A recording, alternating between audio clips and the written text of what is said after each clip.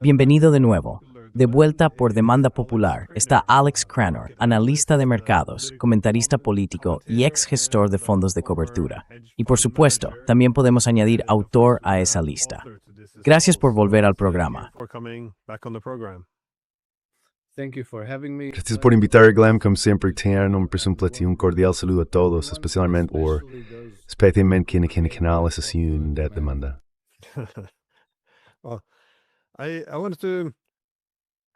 Quería preguntar, ¿cómo interpretas la situación económica después de este fin de semana? Irán tiene muchos objetivos y puntos de presión en sus ataques de represalia. Está golpeando bases estadounidenses, Israel y los estados del Golfo. Pero lo que resulta muy interesante son los objetivos energéticos y económicos.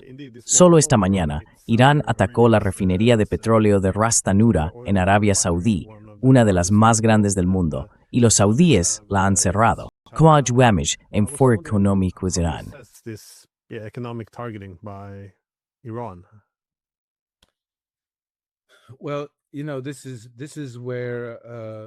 Bueno, ya sabes, aquí es donde Trump y su administración se enfrentan a una avalancha de consecuencias, porque ya esta mañana los precios del petróleo crudo han abierto con una subida de alrededor del 10%.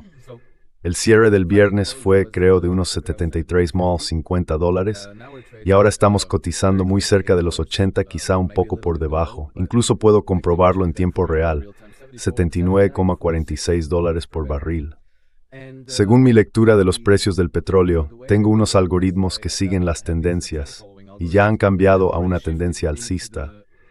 Estábamos cotizando en torno a los 60 bajos hace apenas unas semanas, y luego el viernes, antes de que ocurrieran los ataques, el mercado cerró a $73.50. Así que estábamos más de $10 por encima del mínimo, y ahora estamos cerca de los $80 por barril. Eso ha ocurrido en solo un par de días, lo que supone un cambio de precio extraordinariamente rápido. En cuanto a predecir lo que pasará después, esa siempre es una tarea muy ingrata.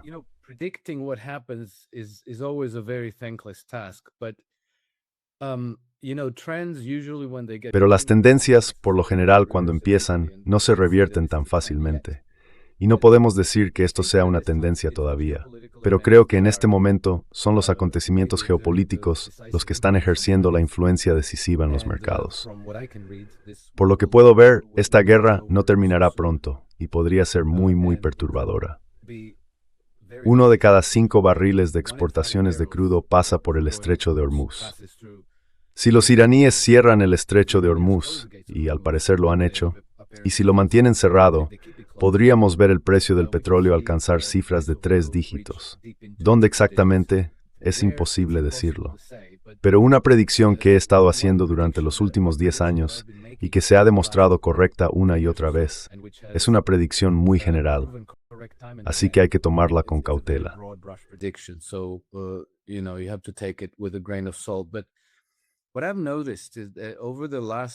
Lo que he observado en los últimos 10 años, más o menos, es que cuando un mercado individual entra en una tendencia alcista, a menudo se produce lo que llamamos una progresión en forma de palo de hockey. Sube, luego se acelera y en algún momento se vuelve vertical. Hemos visto eso una y otra vez en distintos mercados. La razón por la que creo que esto ocurre es porque existe algo llamado el sistema bancario en la sombra. Instituciones financieras con grandes cantidades de activos líquidos e invertibles. El total mundial se estima en unos $220 billones. Entre ellas se incluyen fondos de pensiones, fondos de cobertura, dotaciones, organizaciones benéficas, compañías de seguros, entidades de ese tipo.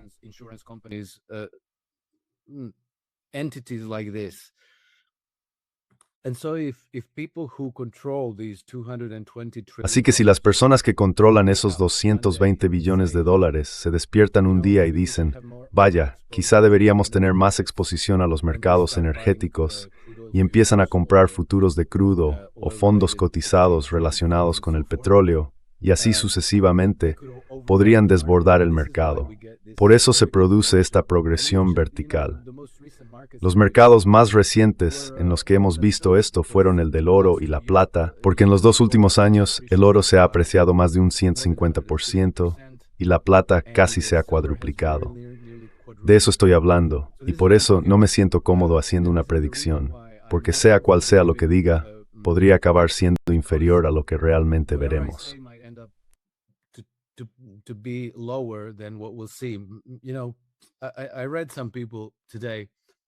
He leído hoy a algunas personas hablar del petróleo a $100, pero ya estábamos a 120 en 2021. $100 por barril no reflejan realmente la emergencia global. Podríamos llegar a $200 por barril o incluso a 300. Nadie puede predecirlo y dependerá de cómo evolucione esta guerra. El hecho de que las instalaciones petroleras de Ras el Tanura fueran atacadas, y no digo que crea necesariamente que fueran los iraníes, muestra que hay mucha gente que tendría interés en perturbar la industria petrolera. Eso significa que alguien está apuntando a la industria del petróleo, ¿verdad? Lo que implica que podríamos ver muchas más interrupciones, y cualquier predicción podría acabar subestimando las fuerzas que ahora están empujando el precio del petróleo al alza.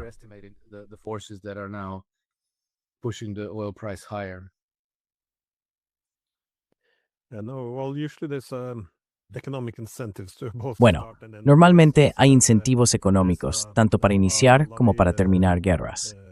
Veo que Reza Pahlavi, el hijo del Shah, la monarquía títere y dictadura que gobernó Irán antes de la Revolución Islámica de 1979, concedió una entrevista en la que argumentaba que Estados Unidos podría obtener $1 billón en negocios si simplemente derrocara al gobierno y lo pusiera a él en el poder.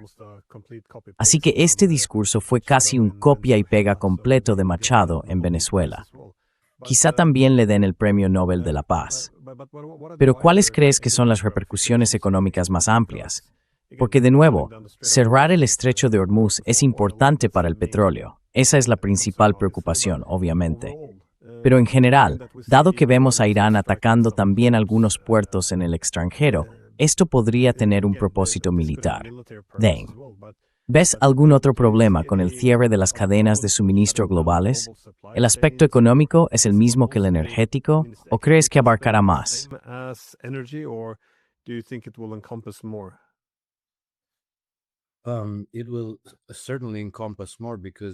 Sin duda abarcará más, porque la energía es esencial para todo tipo de cosas en nuestras economías. Hoy en día se estima de forma general que se realiza unas 50 veces más trabajo con la ayuda de los hidrocarburos que de manera manual. Así que ya sabes, si se restringe la economía del petróleo, toda la economía se desacelera. Y creo que en esto algunos países saldrán ganando y otros perdiendo. Europa está en una posición especialmente vulnerable porque ya estamos en medio de una crisis energética autoinfligida, y esto solo la agrava. Europa tiene, no nos gustan los hidrocarburos sucios rusos, así que queríamos que los europeos se reorientaran hacia hidrocarburos más democráticos, como los estadounidenses y los cataríes. Y ahora incluso el flujo de gas natural desde Qatar hacia Europa podría verse interrumpido.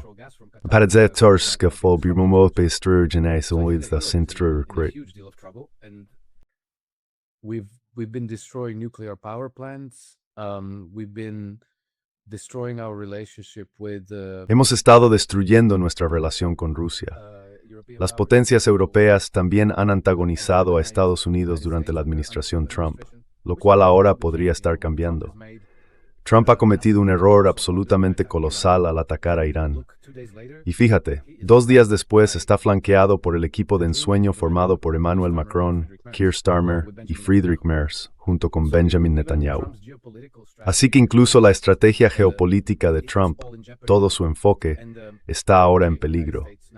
Y bueno, Estados Unidos ha asegurado Venezuela y sus flujos de petróleo, ya tienen los suyos. Esto podría presionar a Trump para intentar hacerse con el control de Canadá, que era su intención desde el principio. Pero creo que las economías europeas, que ya están en una recesión severa, ahora parecen dirigirse hacia una depresión y probablemente hacia la hiperinflación.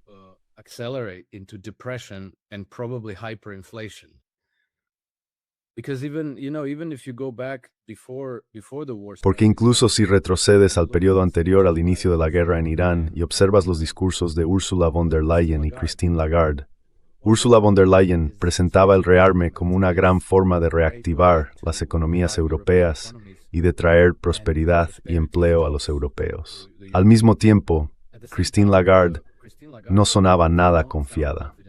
Básicamente decía que teníamos que prepararnos para un periodo de mayores incertidumbres, lo que ya sabes, en el lenguaje de los bancos centrales significa estamos perdiendo el control.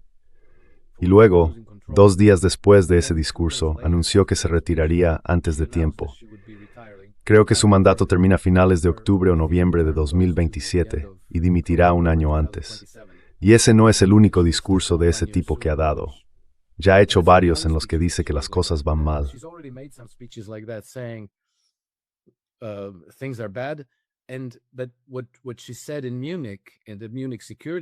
Lo que dijo en Múnich, en la conferencia de seguridad de Múnich, fue que le preocupaba la deuda europea, que los bonos europeos se vendieran a precios de liquidación en los mercados internacionales, lo que significa que los inversores internacionales van a deshacerse de los bonos de los países europeos.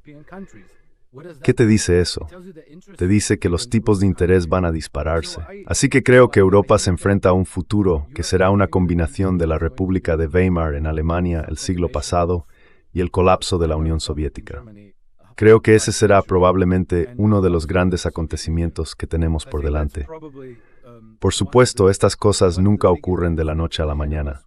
El propio acontecimiento podría prolongarse durante muchos meses o incluso años.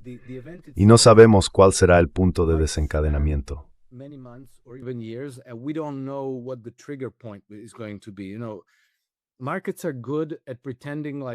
Sabes, los mercados son buenos fingiendo que no pasa nada, y luego de repente se produce una reacción de pánico. Creo que probablemente veremos eso en la venta masiva de bonos europeos, algo que aún no está ocurriendo. Los bonos europeos y británicos han estado cotizando bien durante los últimos 3 o 4 meses, más o menos. Pero si miras hacia atrás, en los últimos 4 años, pasaron por el mayor mercado bajista registrado entre 2021 y 2023. Nunca ha habido un mercado bajista así en los bonos europeos. Y quizá eso solo fue el primer acto. Y esta guerra en Irán, con todas sus consecuencias y daños colaterales, y luego Emmanuel Macron, Keir Starmer y Friedrich Merz, por supuesto, como se podía haber previsto, uniéndose a esa guerra o apoyando a Estados Unidos en ella, no hace más que empeorar su situación.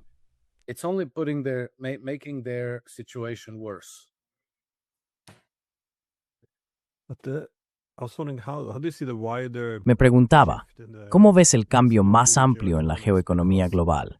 Se está invirtiendo mucho dinero en los estados del Golfo porque hay mucho sector inmobiliario. Parece un lugar seguro para colocar el dinero. Pero ¿qué pasa si esos gobiernos empiezan a parecer inestables, si Estados Unidos ya no puede protegerlos? Además, para las grandes potencias, China, Rusia y otras, ¿hasta qué punto consideran necesario desvincularse aún más de Occidente? Incluso si esta guerra por medios diplomáticos, la diplomacia ahora parece algo sin sentido. No importa lo que firmen los estadounidenses, en 6 meses podrían volver atrás.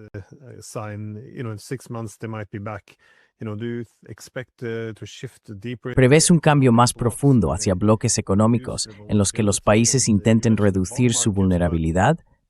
Has mencionado los mercados de bonos, pero ¿qué pasa con Asia Oriental, los que dependen mucho de la energía de Oriente Medio? ¿Se apoyará a China más en Rusia para reducir su dependencia de Oriente Medio? ¿Y qué hay de países como Japón? Ahora tienen una relación muy hostil con Rusia porque están financiando la guerra por poderes en Ucrania. Pero, en algún momento, también tendrán que diversificarse un poco y alejarse de Oriente Medio si éste se convierte en un proveedor poco fiable. Así que es una pregunta muy larga, pero en resumen, ¿cuáles consideras que son los principales cambios económicos o geoeconómicos y cómo podrían tener consecuencias políticas?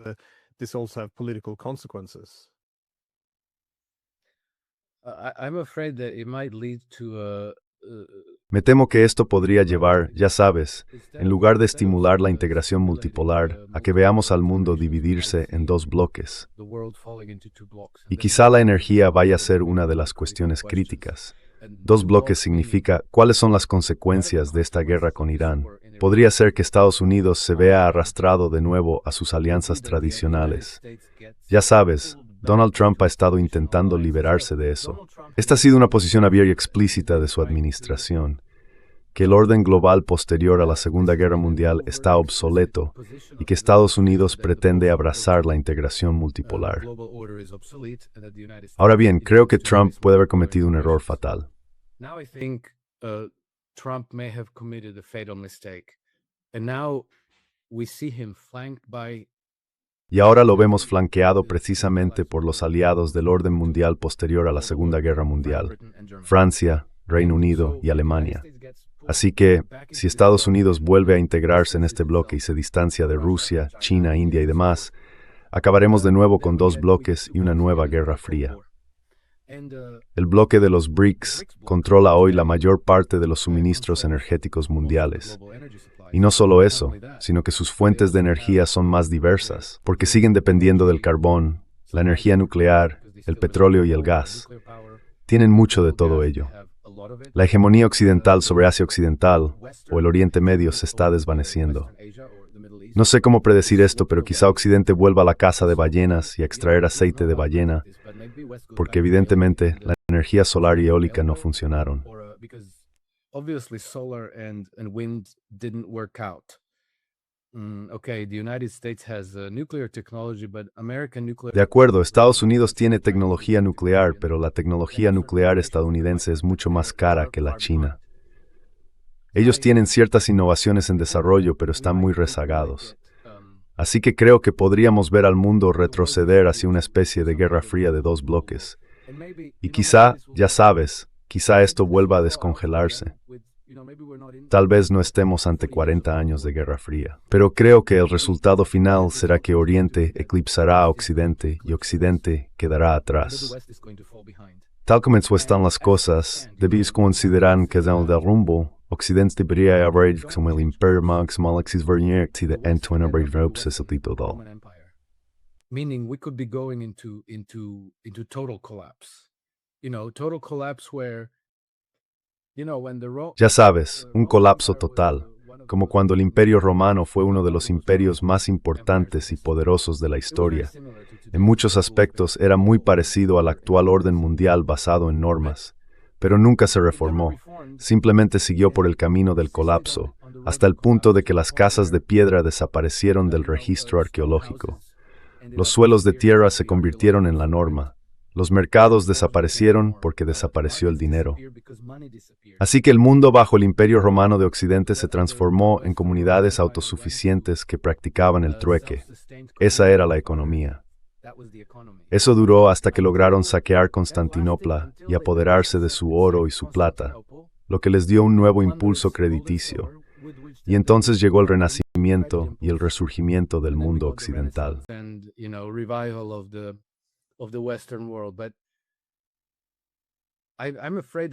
Pero me temo que existe el riesgo de que ahora estemos en ese camino. Ese tipo de colapso podría extenderse durante siglos, quizá 2 siglos. Así que es muy difícil hacer predicciones al respecto.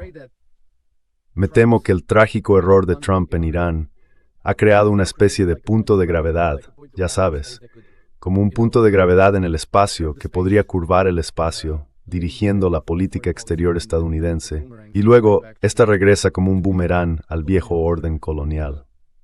Me temo que es una predicción muy general, pero resulta difícil ver más allá del presente en estas circunstancias, y mucho menos dentro de años o décadas.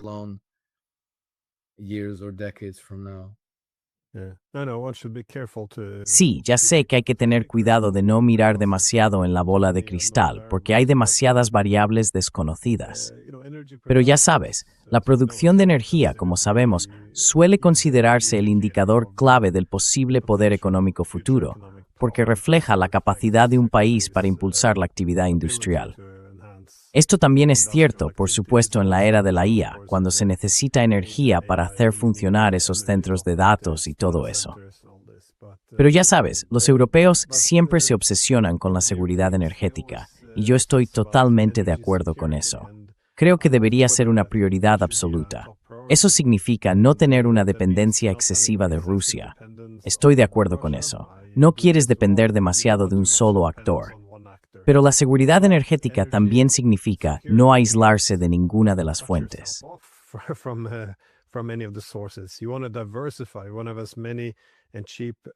Quieres diversificar. Quieres tener tantos puntos de acceso baratos como sea posible. Pero no entiendo a los europeos. Celebran haberse liberado de la energía rusa. Es un poco como liberarte, ya sabes, del oxígeno. Necesitas esas cosas, y ni siquiera tienes un buen sustituto. Así que todo se vuelve menos seguro, más caro. No lo entiendo. Pero claro, como decías, ahora que Estados Unidos e Israel también han incendiado todo Oriente Medio, parece que todos los problemas que se venían acumulando solo van a acelerarse. Es muy frustrante de ver. Pero ¿cómo afecta esto al giro de Estados Unidos? Porque se suponía que iban a girar hacia Asia, y ahora están atascados en...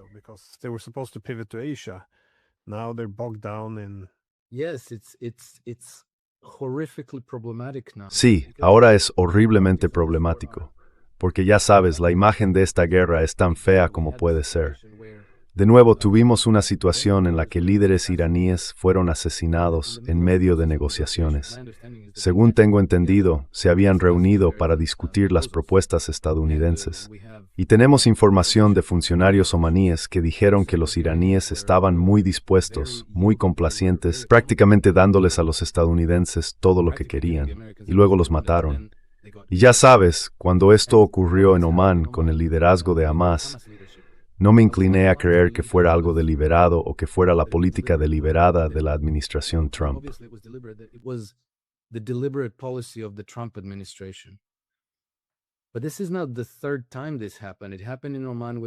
Pero esta no es la tercera vez que ocurre. Pasó en Omán con Hamas, pasó con los iraníes hace 7 meses y ahora ha vuelto a pasar, por tercera vez. Ya sabes, ahora volvemos a esos más de 90 drones que fueron lanzados hacia el complejo de Vladimir Putin. En absoluto me inclinaba a pensar que eso fuera posible, que alguien de la administración Trump estuviera intentando asesinar a Vladimir Putin. Habría estado más dispuesto a creer que se trataba de una empresa conjunta entre la inteligencia ucraniana y la británica, pero ahora creo que mucha gente va a sospechar que esto es simplemente lo que Trump hace de manera habitual. Entonces, ¿quién va a negociar de buena fe?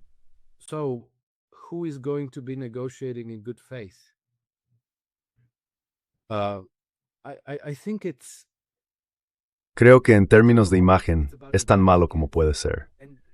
Y ya sabes, no deberíamos pensar en la imagen como un asunto menor o secundario. Porque recuerda cuando Benjamin Netanyahu estuvo en Estados Unidos hace unos meses y se reunió con un grupo de influencers, cuando Larry Ellison decidió comprar TikTok y todo eso. Y Netanyahu, que entiende de esto, dijo que el arma más importante de todas es la opinión pública.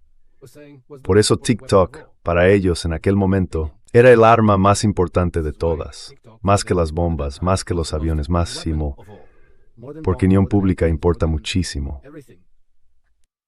Because public opinion matters a great deal. And I think that Trump has Y creo que Trump ha cometido un error tan grave que en términos de opinión pública, la única manera en que podría recuperarse ahora sería destituyendo públicamente a todos en su administración que le aconsejaron seguir adelante con esto, y luego aplicar una especie de terapia de verdad radical, lo que probablemente significaría abrir completamente los archivos de Epstein y dejar que la historia siga su curso a partir de ahí. Cualquier cosa que no llegue a eso, me temo, es una mancha que no se borrará y marcará a su administración y a su nombre. Esto define su legado. La razón por la que digo esto es que si el mundo simpatiza con Trump, podrían decir, de acuerdo, cometió muchos errores, pero está intentando hacer algo bueno por el pueblo estadounidense y por el mundo. Something good for the American people and the world, then he can. Entonces podrá negociar con los rusos, podrá negociar con los chinos, con los indios, con los japoneses, con los iraníes, y así sucesivamente. Podría obtener concesiones, atraer inversiones, abrir mercados y crear un gran espacio económico para las corporaciones estadounidenses, y así sucesivamente. Pero ahora todo eso está en peligro. Ya sabes, si la gente de cualquier país te considera un forajido sin ley, no querrá tratar contigo. Esto se está convirtiendo en una posibilidad realista. Va a verse obligado a volver a sus antiguos aliados de la Segunda Guerra Mundial. Y ya sabes, quizá en la próxima administración Estados Unidos vuelva a ser el brazo militar de aplicación del Imperio Europa Occidental.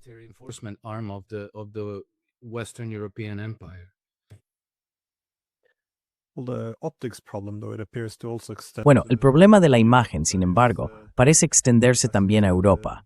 Como dijiste, Irán hizo enormes concesiones. CNN informó que estaban a solo unas horas de alcanzar un acuerdo antes de que Estados Unidos e Israel lanzaran un ataque sorpresa, matando a gran parte del liderazgo iraní. Y de nuevo, si esto fuera un caso aislado, bien, pero fue exactamente lo mismo que ocurrió hace 6 meses, en junio, cuando también estaban en medio de negociaciones. Entonces, ya sabes, vieron que Irán había reducido su postura y pensaron, mejor los eliminamos por completo.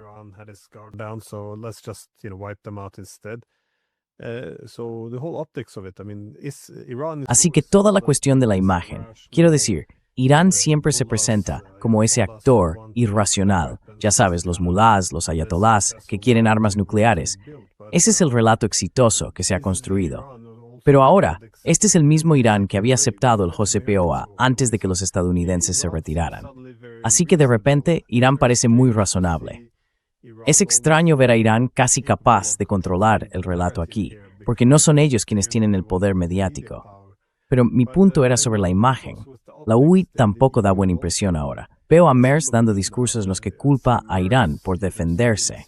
Es desproporcionado. No deberías atacar esto o aquello.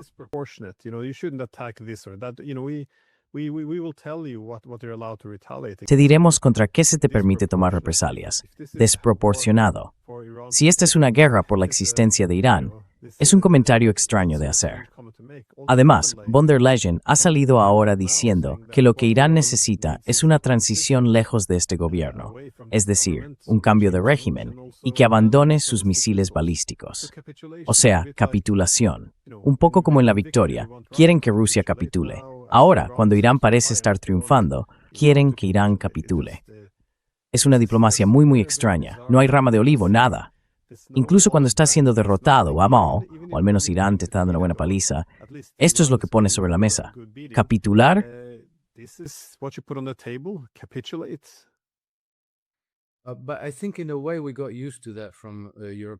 Pero creo que, en cierto modo, ya nos hemos acostumbrado a eso por parte de los europeos, ¿sabes? Así que no es sorprendente, es casi una constante. Europa ha ocupado sus puestos clave probablemente con los profesionales menos competentes que pudo encontrar. Y así es como han estado tratando a los demás. Kaja Kallas y Ursula von der Leyen, por ejemplo. Van a China a negociar acuerdos y acaban dando lecciones al liderazgo chino sobre derechos humanos. Sí, no creo que Europa tenga mucha relevancia en todo esto. Irán, además de muchos apoderados regionales, cuenta con 2 de los aliados más poderosos del mundo, Rusia y China. Esos son los actores con el poder de cambiar las cosas sobre el terreno. Los europeos solo están haciendo gestos de virtud movidos por su propia presunción de rectitud.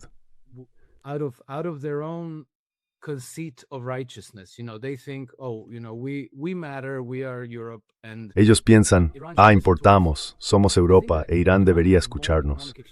Creo que Irán tiene más intercambio económico con Afganistán que con toda la Unión Europea, y por mucho. Así que considero esas declaraciones como algo para consumo interno, completamente irrelevantes para el resto del mundo. De todos modos, los europeos, sus posturas no sorprenden en absoluto, pero la maniobra de la administración Trump es absolutamente impactante. Y tengo que decir que siempre pensé que no llegarían a hacerlo, porque creía que ir a la guerra contra Irán sería tan increíblemente estúpido, que nadie podría ser tan estúpido como para apretar realmente el gatillo. Pero lo hicieron.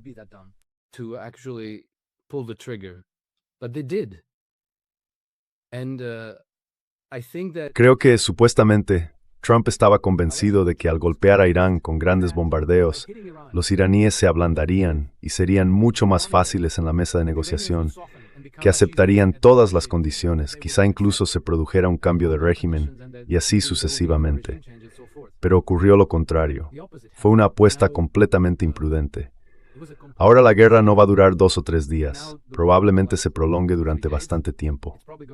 Cualquier idea de poder controlar las consecuencias y las repercusiones es completamente irrealista. No hay manera de que nadie en la administración Trump pueda predecir cómo se va a desarrollar esto. Y Irán tiene todas las ventajas. Quiero decir, salvo usar armas nucleares contra Irán, lo cual, por desgracia, tampoco podemos descartar, Irán tiene todas las cartas, porque está en su propio terreno. Iran has all the cards because they are at home. They are dug in. They've been preparing for Están atrincherados. Llevan más de 20 años preparándose para este enfrentamiento. Tienen suficientes misiles y drones para mantener una cadena ininterrumpida de ataques las 24 horas del día contra Israel y contra los activos occidentales en la región. Estados Unidos está allí, con sus bases militares, que están rodeadas, y con sus recursos navales, que son muy limitados. Tienen muchos aviones, pero cada vez que agotan todas sus armas, tienen que navegar 2, 3 o 4 días hasta Diego García para reabastecerse. Así que no tienen capacidad de resistencia. No pueden sostener una campaña prolongada. Irán sí puede, lo que significa que Irán gana esta vez. No hay duda al respecto. Y el ataque a Irán es tan increíblemente estúpido que a veces todavía pienso, ¿estoy soñando o realmente lo hicieron? Pero sí, realmente lo hicieron.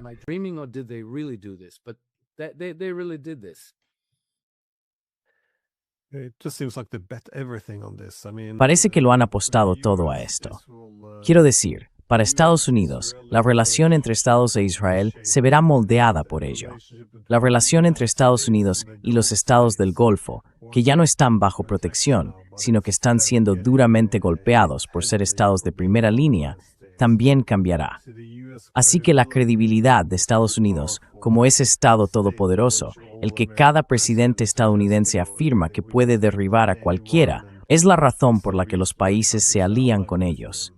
Pero ahora, las armas estadounidenses, como decías, se están agotando. Hay grandes preocupaciones, como advirtió el general Keane la semana pasada. ¿Cómo vas a contener a China? ¿Cómo vas a hacer todas esas otras cosas que quieres hacer cuando te estás quedando sin armas? El problema energético podría hundir las economías europeas, que ya están en apuros, y la economía global podría caer con ellas.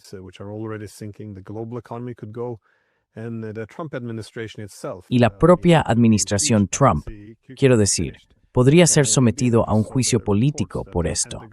Podría estar acabado. Acabo de ver informes de que el Pentágono informó al Congreso de que no había indicios de que Irán tuviera intención de atacar primero a Estados Unidos. Así que parece que el Pentágono está dispuesto a echar a Donald a los leones aquí. Da la impresión de que todo se apostó a algo tan absurdo en cuanto a las probabilidades de éxito. La idea de que matas a Khamenei y de repente, en lugar de unirse en torno al gobierno, todos se rendirían y se inclinarían ante los estadounidenses por haberlos liberado de su máxima autoridad religiosa. Quiero decir, nada de esto tenía el menor sentido. No entiendo cómo nada de esto, como decías, parece un sueño. ¿Cómo pudo ser tan terrible la información de inteligencia que le habían proporcionado?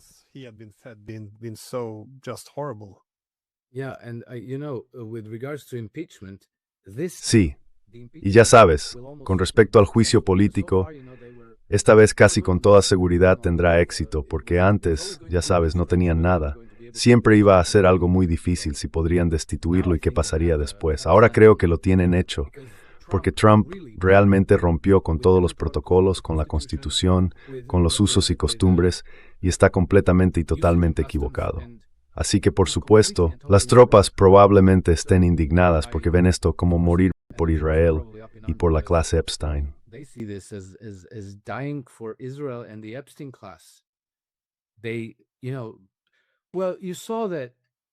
Bueno, ya viste que cada vez, durante el último año desde que Trump está en la Casa Blanca, cuando los enviaban al Mar Rojo para enfrentarse a los hutíes, o al Mediterráneo Oriental, o al Golfo Pérsico para enfrentarse a quien fuera, Siria, Hamas, Hezbollah, Irán y así sucesivamente. Siempre había esos problemas técnicos, ¿verdad? Ya sabes, primero enviaron al grupo de ataque del portaaviones Abraham Lincoln al Mar Rojo desde el Golfo Pérsico y luego buque cisterna encalló. Y claro, ese es el suministro de combustible de todo el grupo. Así que sin combustible no vas a ninguna parte.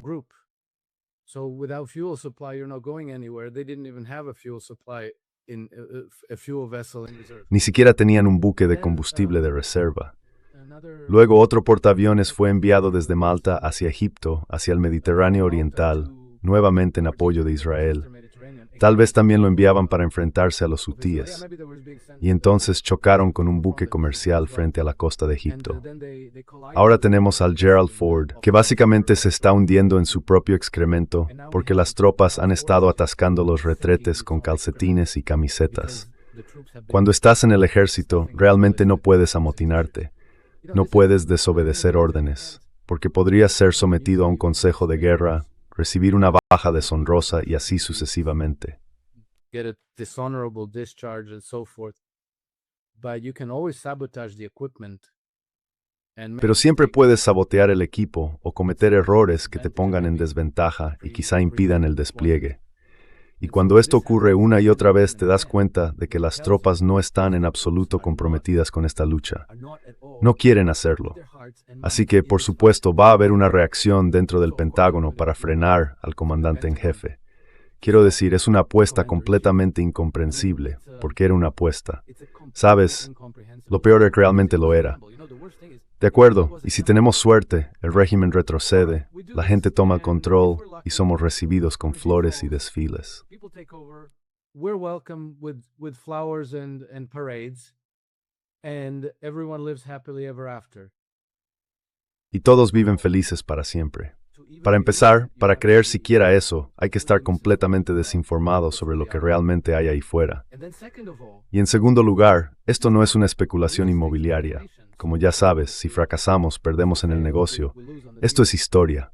No termina el día que dices, oh, ya sabes, no salió bien. La avalancha de consecuencias seguirá avanzando.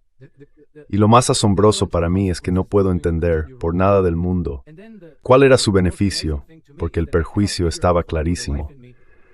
Podría ser expulsado de la región, podría sufrir cientos, si no miles de bajas. Israel probablemente esté acabado, eso ya es pasado. Todo esto para ganar ¿qué exactamente? Es prácticamente nada. Esto pasará a la historia como una de las decisiones políticas más estúpidas de todos los tiempos.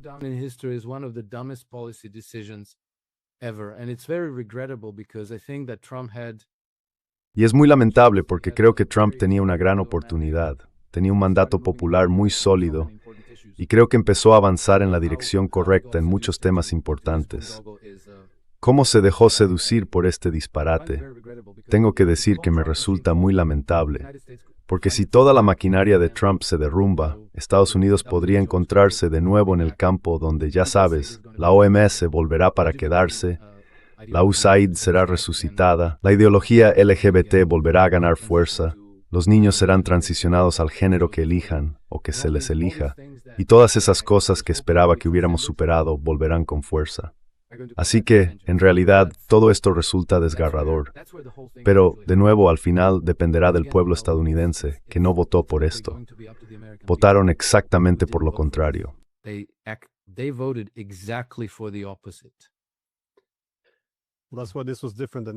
Por eso esto fue diferente de Yemen. Ya sabes, Yemen, puedes lanzar algunos ataques y si no funciona, vale, te retiras. Puedes manejar la situación. Pero esto es un auténtico espectáculo de horror. Es arenas movedizas. Sí, en fin, sé que tienes que irte, así que muchas gracias por tomarte el tiempo. Muchas gracias por invitarme, Glenn Deason.